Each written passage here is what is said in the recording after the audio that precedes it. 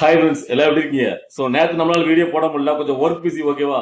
So இன்னைக்கு நான் எதை பத்தி பேச போறேன்னு கேட்டீங்கன்னா, நேற்றுல இருந்தே வைரல் ஆகிட்டு ஒரு நியூஸ் தான். அதாவது திமுக கோட்டைக்குள்ளேயே போய் தளபதி தான் அடுத்த முதல்வர் போய் தூக்கி காமிச்ச அந்த பயமறியா விர்ச்சுவல் வாரியர்ஸ் அந்த பசங்களை பத்தி, அவங்க பண்ண அந்த சேட்டைகள், அதை சுத்தி நடக்கக்கூடிய ஒரு அரசியல், அதை பத்தி தான் பேசணும்னு நினைக்கிறேன்.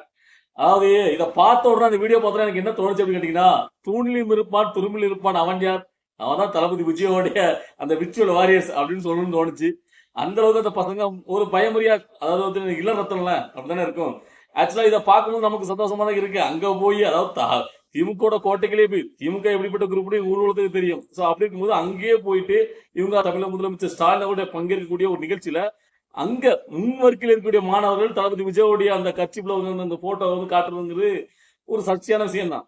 ஸோ இப்போ வந்து பார்த்தீங்கன்னா அதுக்கு வந்து அந்த பசங்க யார் யாரும் கண்டுபிடிச்சு அவங்கள வந்து பார்த்தீங்கன்னா காவல்துறை பார்த்தீங்கன்னா ஒரு நடவடிக்கை எடுத்தாங்க வரைக்கும் நான் கேள்விப்பட்டிருக்கேன். அதோடைய உள் விஷயங்கள் இன்னும் தெரியாதுல. அந்த பசங்களுக்கு எதுவும் பிரச்சனை ஆகக்கூடாது. தமிழை வச்சுக்கிறத சேர்ந்த அந்த அட்வொகேட் தோழர் எல்லாருமே பார்த்தீங்கன்னா சப்போர்ட் பண்ணுங்க. ஏன்னா அந்த பசங்க வந்து பார்த்தீங்கன்னா ஒரு ஃபன்னா ஒரு இதாக பண்ணாங்க. அது வந்து பார்த்தீங்கன்னா ஏதோ காரசாரமா அவங்க பண்ண நினைக்கல. ஆனா அந்த இடத்துல அது பண்றதுங்கிறது கொஞ்சம் வந்து யோசிக்க வேண்டிய விஷயம் தான். ஏன்னு கேட்டீங்கன்னா இதை நம்மளுக்கு பார்க்கும் போதே ஒரு சந்தோஷமா தெரியும், அதாவது தமிழை வச்சுக்கிறது சார்ந்தவங்களுக்கு. ஆனா ஆக்சுவலா பொதுவா வந்து பாத்தீங்கன்னா இப்ப அந்த பசங்க இருக்காங்களா, அவங்களை பெற்றவங்களுக்கு கொஞ்சம் பயமா இருக்கும். ஏன்னு கேட்டீங்கன்னா திமுக ஆட்சி நடந்திருக்கு. அங்களுடைய முதலமைச்சர் பங்கேற்க விழாவில் நீங்க தளபதி விஜய் அவர்கள் அவங்களுக்கு எதிராக தான் ஒரு கட்சியை ஆரம்பிச்சுட்டு வந்து அரசியல் பேசிட்டு இருக்காரு. அந்த சமயத்துல நீங்க அவங்களுடைய பங்கன்ல போயிட்டு தளபதி விஜயோடைய போட்டோவை காட்டுறதுங்கிறது அந்த பசங்களுக்கு அவங்களுடைய ஃபியூச்சருக்கு அவங்களுக்கு எதுவும் பாதிப்பு வந்து போனா அவங்களுடைய ஃபேமிலி வந்து கொஞ்சம் பயப்படுவாங்க. சோ அதனால இந்த மாதிரி விஷயங்கள் வந்து பாத்தீங்கன்னா கொஞ்சம் தவிர்த்துக்கிறது நல்லது என்ன பொறுத்த வரைக்கும். அதாவது நீங்க தளபதி விஜயர்களுக்காக நீங்க நிக்கிறது பாத்தீங்கன்னா மத்த இடத்துல காட்டலாம்.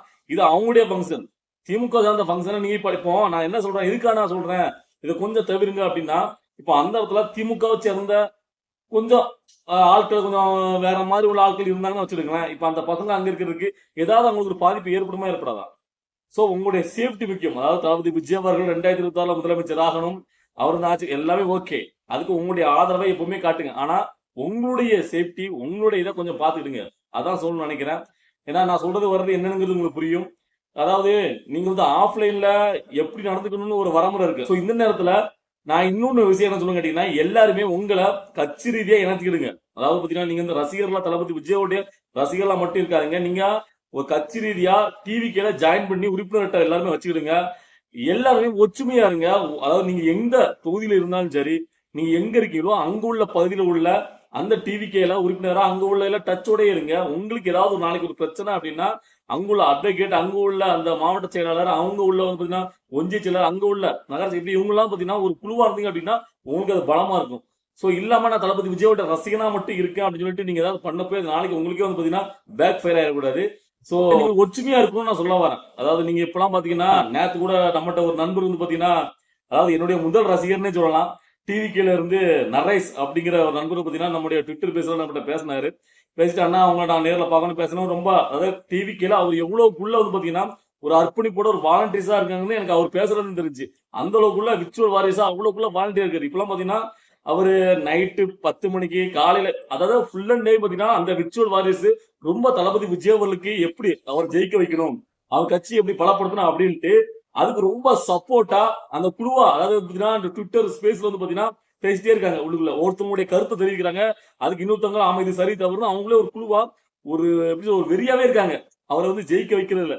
சோ இது வந்து பாத்தீங்கன்னா அவங்க எந்த ஒரு இதுவுமே கிடையாது. இப்ப நான் சொல்லக்கூடிய நரேஷ்ங்கிறவர் பாத்தீங்கன்னா அந்த கட்சியில எந்த ஒரு பொறுப்புலையும் இல்ல. சோ அவர் ஒரு உறுப்பினர் மட்டும் தான் இருக்காரு. சோ உறுப்பினர் இருக்கிறவருக்கு எந்த கட்சியில வந்து பாத்தீங்கன்னா பதவி வாங்கணும் அப்படிங்கிற ஆசையும் கிடையாது. சோ உறுப்பினர் இருந்து அவர் ஜெயிக்க வைக்கணும் அப்படிங்கிற ஒரு ஆர்வம், அதாவது வாலண்டியர்ஸா அவங்க எல்லாம் இருக்கிறத பார்க்கும்போது ரொம்ப சந்தோஷமா இருக்கு. இந்த மாதிரி ஒரு படம் இருக்குல்ல, இது வந்து ஸ்பெஷலா தளபதி விஜயவுக்கே உருத்தான ஒரு படம். இதுதான் எல்லாருக்குமே ஒரு பயங்கரமான ஒரு அழுத்தத்தையும் ஒரு பயத்தையும் கொடுக்குது விஜயவுல பார்க்கும்போது. ஏன்னா மத்த கட்சிகள்லாம் பாத்தீங்கன்னா பதவிக்காக வருவாங்க, இல்ல இவங்க பணம் கொடுத்துதான் அந்த மாதிரி விஷயங்களை பண்ண வைக்கணும். ஆனா இங்க மட்டும் தான் வாலண்டரிஸா, அதாவது சொல்லுவாங்கல்ல, விஜயவுல சொல்லியிருப்பாரு எங்கயா இருக்கீங்க நீங்க அப்படிங்கிற மாதிரி சொல்லியிருப்பாரு. அந்த மாதிரி எங்க இருக்கான்னு தெரியாது, தூணிலும் இருப்பா துருவிலும் எங்க தளபதி விஜயவுக்கு அவ்வளவுக்குள்ள வாலண்டரிஸா அவர் ஜெயிக்க வைக்கணும் அப்படின்ட்டு எவ்வளவு தன்னிச்சையா ஒவ்வொரு விஷயத்தையும் முன்னெடுத்து பண்றதை பார்க்கும்போது அவ்வளவுக்குள்ள சந்தோஷமா இருக்கு. சோ அதனால இந்த மாதிரி ஒவ்வொருத்தரும் உங்களுக்குள்ள, அதாவது டிவிக்கு தோழலா இருந்தீங்கன்னா தனியா யாரும் போயிட்டு எதையும் பண்ணி மாட்டிக்காதீங்க. ஏன்னா இங்க வந்து பாத்தீங்கன்னா இப்போ ரொம்ப கோபத்துல உட்கத்திலே இருப்பாங்க எதிர்கட்சிகள். ஏன்னு கேட்ட தளபதி விஜய்க்கு இருக்கக்கூடிய அந்த செல்வாக்கு, அப்போ அவங்களுக்கு சப்போர்ட் பண்ணக்கூடிய அந்த ஆட்களை குறி வச்சு நம்ம ஏதாவது பண்ணணும். சோ அப்படியே ஒரு பயத்தை கட்டுறதுக்கு முற்படுவாங்க. அப்படிங்கும்போது நீங்க எல்லாரும் ஒற்றுமையா இருந்தீங்க அப்படின்னா ஒண்ணுமே பண்ண முடியாது. உங்களுக்கு பிரச்சனைனா கட்சி வரும்பா, கட்சியோட ஆட்கள் வருவாங்கப்பா அப்படின்னா நீங்க அதுல உங்களை முழுமையா இணைச்சுக்கிடுங்க. ஒரு டச்லயே இருங்க. அது இல்லாம வெறும் தளபதி ரசிகர்களா நீங்க எதுவும் ஆர்வ கோளாறுல எதுவும் பண்ணிடாதீங்க. அது உங்களுக்கே பேக் ஃபயர் ஆயிரும். ஏன்னா உங்களுக்கும் ஃபேமிலி இருக்கு. நீங்க பாத்தீங்கன்னா உங்களுடைய சேஃப்டி முதல்ல முக்கியம். அதான் சொல்லிக்கிறேன். ஏன்னா தளபதி விஜய் அவர்கள் பாத்தீங்கன்னா அவருக்கு எல்லா நியூஸ்களுமே அவர் எல்லாத்துக்குமே பாத்தீங்கன்னா அவருக்கு போகுமாங்கிறது, ஏன்னா ஒரு உச்சத்துல இருக்கும்போது அவரை தாண்டி நிறைய கட்டமைப்புகள் இருக்கு. சோ அதனால நீங்க பாத்தீங்கன்னா உங்களுக்கு கூட உள்ளவங்களுடைய ஒரு இணைப்பா நீங்க குழுவா இணைத்துக்கிட்டு ஒரு சக்தி வாய்ந்த ஒருத்தரா இருக்கும்போது உங்களுக்கு பிரச்சனை கிடையாது.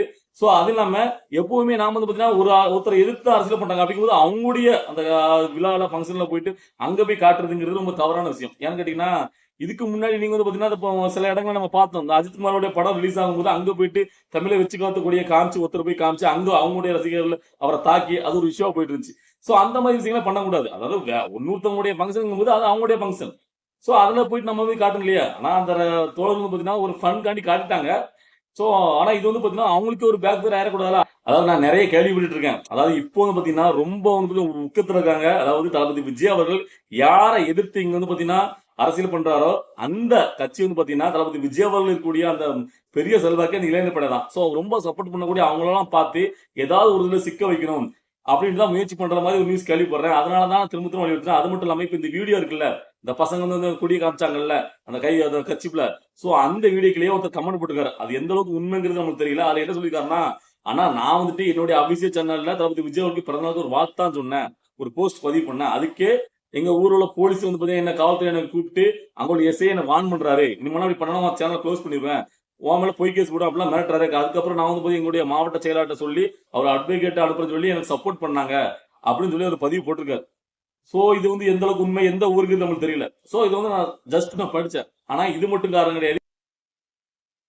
சோ இதே மாதிரி நிறைய விஷயங்கள் நான் கேள்விப்பட்டிருக்கேன். சோ அதனாலதான் சொல்றேன், அதாவது நீங்க எல்லாரும் ஒற்றுமையா இருங்க, கட்சியில ஜாயின் பண்ணுங்க. முறையா ஜாயின் பண்ணீங்க அப்படின்னா கட்சியில இருந்து உங்களுக்கு பாத்தீங்கன்னா ஒரு பாதுகாப்பா இருக்கும். அவங்க உங்களுக்கு சப்போர்ட் வருவாங்க. எதனாலும் நீங்க லீகலா ஃபேஸ் பண்றதுக்கு உங்களுக்கு ஈஸியா இருக்கும்.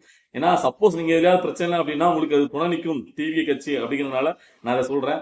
அதுக்கப்புறமா என்கிட்ட ஒரு நண்பர் ஒருத்தர் நேரடியாக கேள்வி கேட்டார். என்னன்னு கேட்டீங்கன்னா, தளபதி விஜய் 2026 தேர்தல்ல அதிமுக பிஜேபி என்டிஏ கூட்டணியில போய் சேர மாட்டாரா? உங்களுடைய கருத்தை நீங்க என்ன நினைக்கிறீங்க? அப்படி சேர்ந்தாருன்னா அது வெற்றி வாய்ப்பு அமையுமா? மக்கள் எப்படி ஏத்துப்பாங்க? இல்ல அவர் தனிச்சு நிற்பாரா? நீங்க என்ன நினைக்கிறீங்க அப்படின்னு கேட்டிருந்தாரு. சோ இதுல நாம என்ன சொல்ல முடியும்? அரசியலை பொறுத்த வரைக்கும் எதையுமே நாம பாத்தீங்கன்னா ஆரம்பத்தை சொல்லவே முடியாது.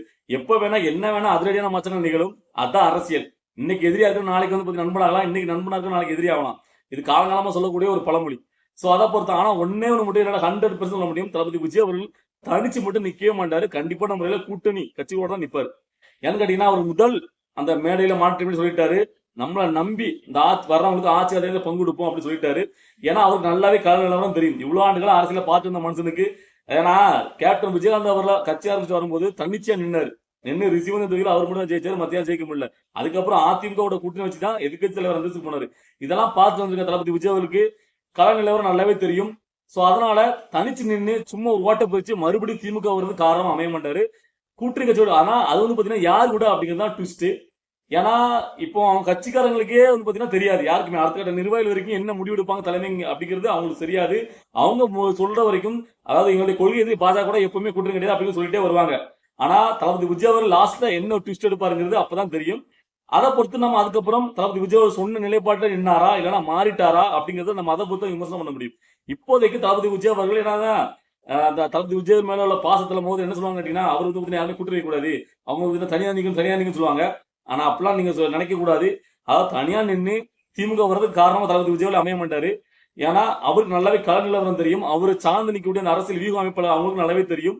சோ அதெல்லாம் கண்டிப்பா நம்ம கூட்டணி கட்சியோட தான். ஆனா அது பாத்தீங்கன்னா அதிமுக பாஜக இருக்கிற கூட்டணி இல்லையா, இல்லன்னா அதிமுக பாஜக பிளவு ஏற்பட்டு அதிமுக மட்டும் வந்து தளபதி விஜய் கூட்டணி வைக்காராங்கிறது சொன்னா இதுல நம்மளுக்கு எல்லாமே நிறைய முரண்பாடுகள் இருக்கு. சோ அந்த முரண்பாடுல ஓப்பனா சொல்லணும்னு கேட்டீங்கன்னா, தளபதி விஜய் தான் தலைமையில வர்ற கட்சிகள் இருக்குல்ல, தான் தலைமை ஏற்று வரக்கூடிய கட்சிகள் கூட்டணி வைப்பு அப்படிங்கிறது முதல் மாற்றம் சொல்லியிருக்காரு. சோ அப்படிங்கும்போது அந்த அதிமுக பாத்தீங்கன்னா அவங்களே ஒரு மிகப்பெரிய தலைமைகளா அவங்க தலைமை ஏற்று தான் அவங்க நிக்கணும்னு ஆசைப்படுவாங்க.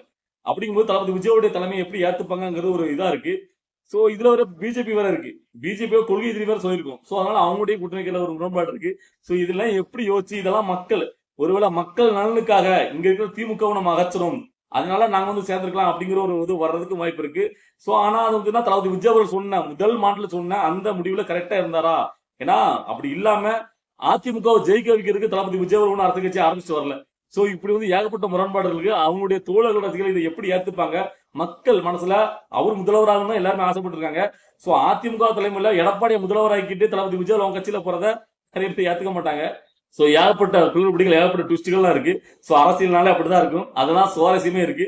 சோ தொடர்ந்து கவனிச்சு பாருங்க அரசியல. நாம வந்து பாத்தீங்கன்னா உண்மையா தான் பேசுவோம். நமக்கு மனசுல தோன்றதான் பேசுவோம். சோ என்ன பொறுத்த வரைக்கும் தளபதி விஜய் அவர்கள் இந்த கட்சி ஆரம்பிச்சுட்டு வந்ததே பாத்தீங்கன்னா அவர் முதலமைச்சர் ஆகணும் தான். அதுவும் நடக்கணும்.